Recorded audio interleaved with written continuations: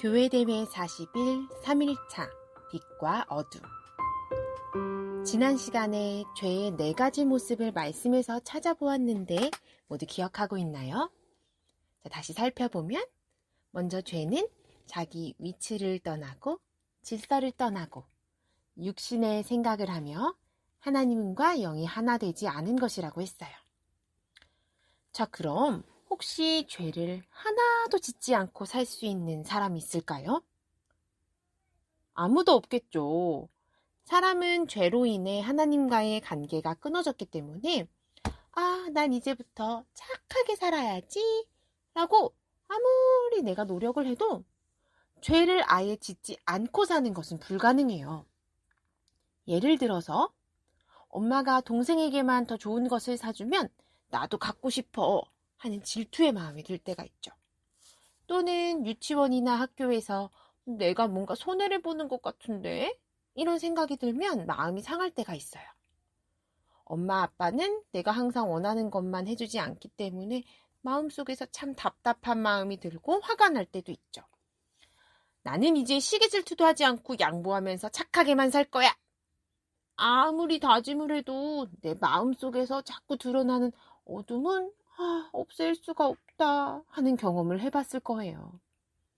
이렇게 모든 것을 선하고 의롭게 행동할 수 없는 우리들을 원수마귀는 항상 공격을 하고 있어요.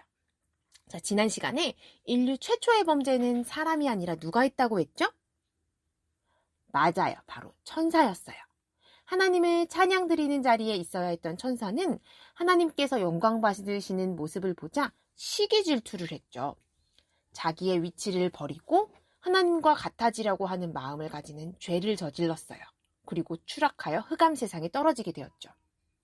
원수마귀는 우리들한테도 이렇게 다른 사람들을 시기 질투하게 만들고 하나님께서 영광 받으시는 것을 싫어하기 때문에 우리가 하나님께로 더 가까이 가는 것을 늘 방해하고 있답니다.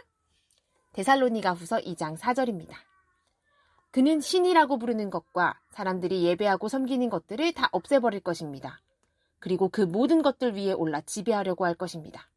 심지어는 하나님의 성전에 들어가 그곳에 앉아서 자기가 하나님이라 주장할 것입니다. 그래서 우리가 하나님 앞에 예배를 드리고 찬양하려고 하면 원수마귀는 하나님께서 영광 받으시는 것을 시기 질투해서 우리가 말씀을 들을 때 자꾸 딴짓하게 만들고 예배가 끝나면 말씀이 하나도 기억이 안 나는데? 이렇게 방해를 해요. 인류 최초의 살인도 동생 아벨을 시기 질투했던 형 가인이 저질렀고요. 예수님께서 죽으신 인류 최대의 살인도 유대인들의 질투로 일어났어요. 우리가 어두운 흑암의 세상 속에서 빛이신 예수님께로 나아가려고 할 때 이것을 시기 질투하는 원수 마귀로 인해 빛과 어둠의 전쟁이 일어나는 거예요. 자, 그러면 전쟁은 무엇일까요? 쉽게 말하면 전쟁은 상대편을 이기기 위해 무기를 들고 하는 아주 큰 싸움이에요.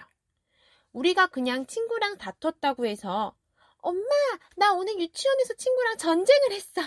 이렇게 얘기하진 않죠.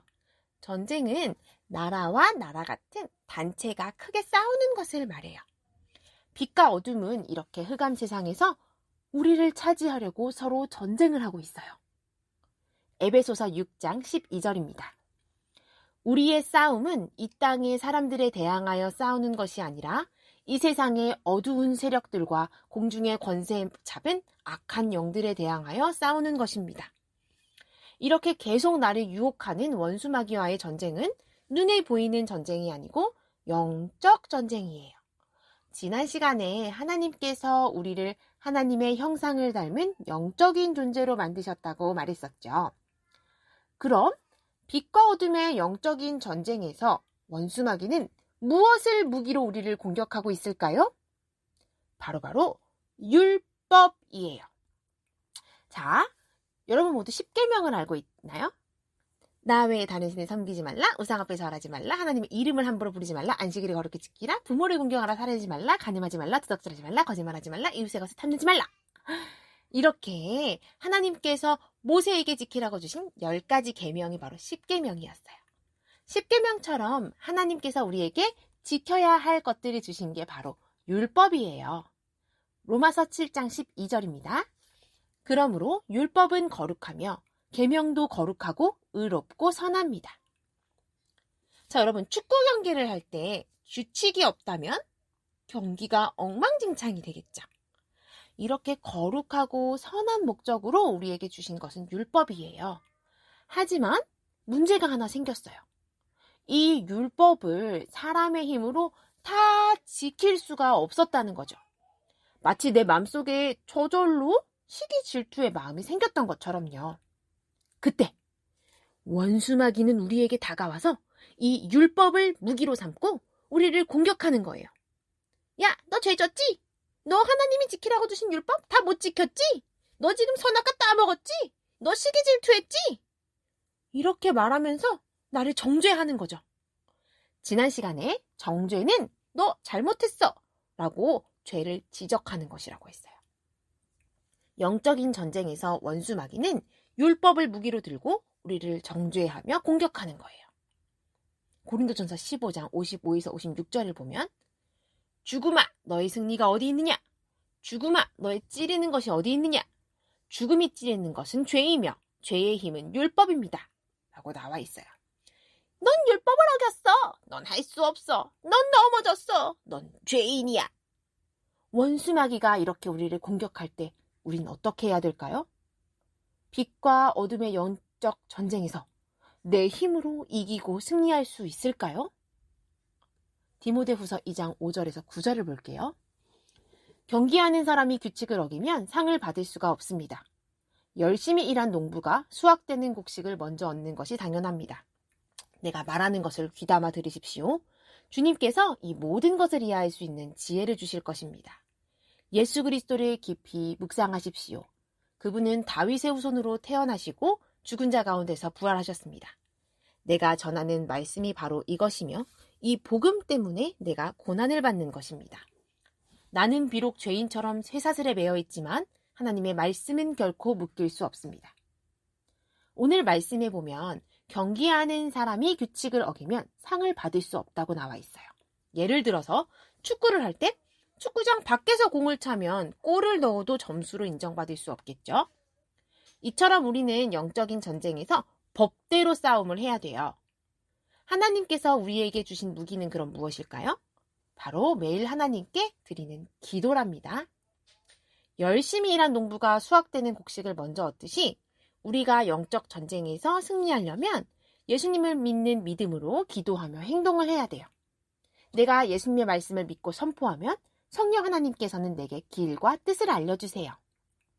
흑암 세상에서 우리는 힘들고 고통스럽게 살아가야 하지만 죽은 자 가운데서 부활하신 예수님을 늘 생각하고 교회 안에서 그 말씀을 따르면 예수님께서는 우리가 영적 전쟁에서 승리할 수 있도록 도와주세요. 마태복음 17장 1절에서 2절에 나온 예수님의 모습을 한번 살펴볼까요? 6일 뒤에 예수님께서는 베드로와 야고보 그리고 야고보의 동생 요한을 데리고 따로 높은 산에 올라가셨습니다. 그들 앞에서 예수님의 모습이 변화되었습니다. 예수님의 얼굴은 해같이 빛나고 옷은 빛처럼 희게 되었습니다. 예수님께서 변화산에 오르시자 하나님의 영광이 예수님께 비추이고 예수님의 얼굴이 해같이 빛나고 예수님의 옷이 빛처럼 희게 되셨어요. 내 안에 예수 그리스도를 모시면 이 하나님의 거룩하신 영광의 빛이 내 삶에 비추어져요. 예수님의 생명의 빛이 비추이면 어둠은 어떻게 될까요? 깜깜한 방에 불을 켜면 어둠이 저절로 없어지듯이 내 안의 모든 어둠도 자동으로 사라진답니다. 어둠은 생명이 와야지만 끝이 나는 거예요. 예수님께 이 영광의 빛이 나타난 뒤 하늘에서는 하나님의 말씀이 제자들에게 들려졌어요. 마태복음 17장 5절입니다. 베드로가 말하는 동안에 갑자기 빛나는 구름이 그들 위를 덮고 그 속에서 이는 내가 사랑하며 기뻐하는 아들이다. 너희는 그의 말을 들어라 하는 소리가 들려왔습니다.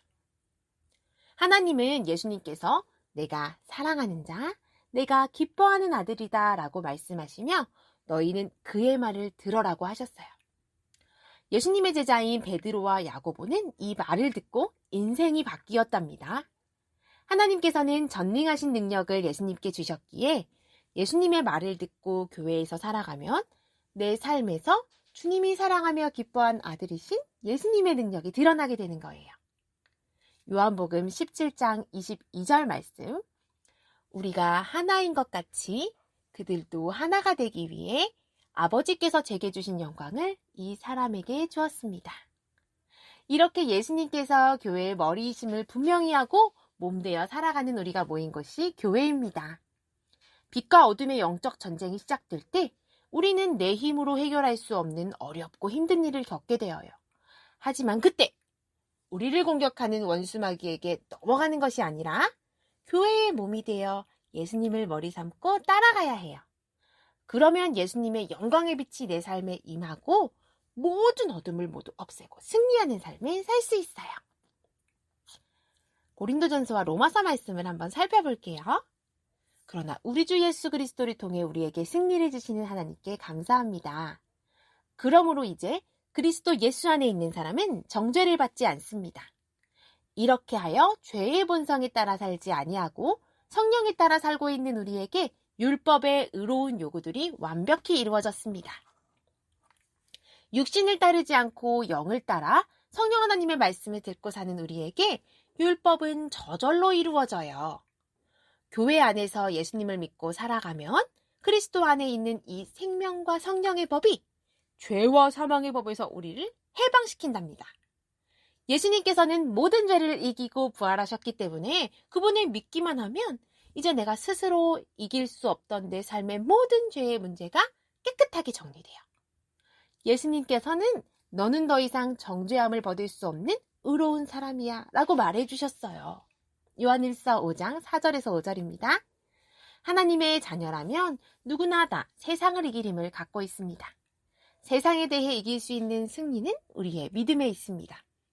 그러므로 세상을 이길 수 있는 사람은 예수님께서 하나님의 아들이심을 믿는 사람입니다. 세상을 이기는 것은 오직 예수님을 믿는 무엇뿐일까요? 네, 믿음뿐입니다. 예수님께서 하나님의 사랑하는 아들이심을 믿는 거죠. 그때 우리는 이 어둠의 세상에서 빛을 내시는 예수님으로 인해 승리할 수 있어요. 골로새서 1장 11절에서 14절 말씀을 보면 하나님께서 그의 크신 능력으로 여러분을 강하게 붙들어 주실 때 여러분은 어떠한 어려움이 와도 넘어지지 않고 참고 견딜 수 있을 것입니다. 우리 아버지께 감사의 고백을 올려드립니다. 하나님께서는 빛 가운데 살아가는 자녀들을 위해 모든 것을 예비해 두었습니다. 어둠의 세력에서 우리를 구원하셨으며 그분이 사랑하는 아들의 왕국으로 우리를 옮겨주셨습니다. 우리의 모든 죄에 대해 아들의 피로 대신 값을 치르시고 우리를 용서해 주신 것입니다. 이제 영광의 말씀이신 예수님으로 인해 우리는 빛 가운데 거하며 새롭게 되었어요. 주님의 영광에는 모든 능력이 있고 기쁨으로 모든 일을 오래 견디고 참게 해주며 빛 가운데에서 주님의 일을 하도록 도와주세요. 영적인 전쟁에서 승리하고 죄를 없앨 수 있는 가장 중요한 열쇠는 바로 교회 안에 있답니다. 요한복음 12장 46절 말씀에 보면 나는 세상에 빛으로 왔다. 나를 믿는 사람은 누구든지 어둠 속에 머물지 않을 것이다 말씀하셨어요. 우리가 더 이상 어둠에 거하지 않게 예수님께서 오셨어요. 하나님께서 예수님을 보내셨음을 믿고 보는 사람은 더 이상 어둠 속에서 살지 않아요. 예수 그리스도를 믿으며 교회의 몸이 되어 따라가며 믿음을 분명히 하면 하나님의 능력이 우리 삶 가운데 나타난답니다. 요한복음 16장 33절이에요. 내가 이것을 너희에게 말한 것은 너희가 내 안에서 평안을 얻게 하려는 것이다. 이 세상에서는 너희가 고난을 당할 것이다. 그러나 담대하여라. 내가 세상을 이기었다. 우리가 빛 가운데 있으면 어둠은 저절로 물러가고 아무런 영향을 미치지 못하게 됩니다. 우리는 세상을 이기게 돼요. 내가 스스로 죄를 저지르지 않으려고 노력하지 않아도 교회 안에서 나와 하나님과의 관계를 분명히 하면 내 삶의 모든 어둠의 문제는 예수님의 빛으로 저절로 해결이 된답니다.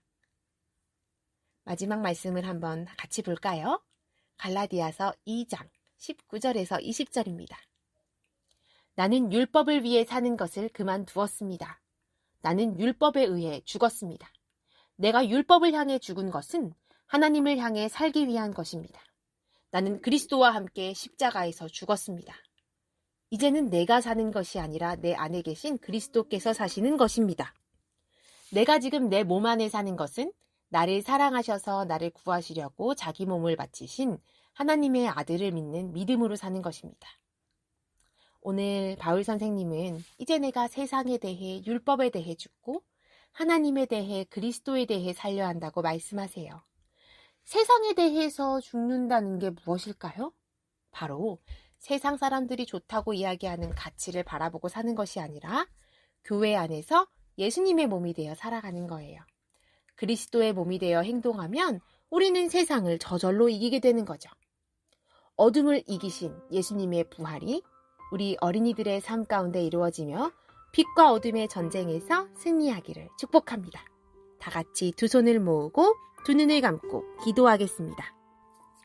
하나님, 빛과 어둠의 영적 전쟁에서 마귀는 죄를 가지고 우리를 공격합니다.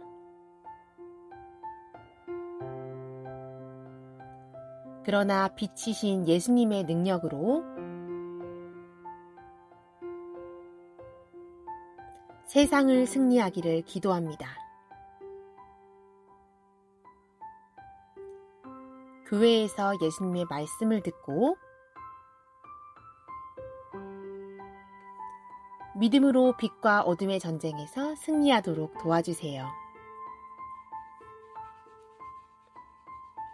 예수님의 이름으로 기도드렸습니다. 아멘.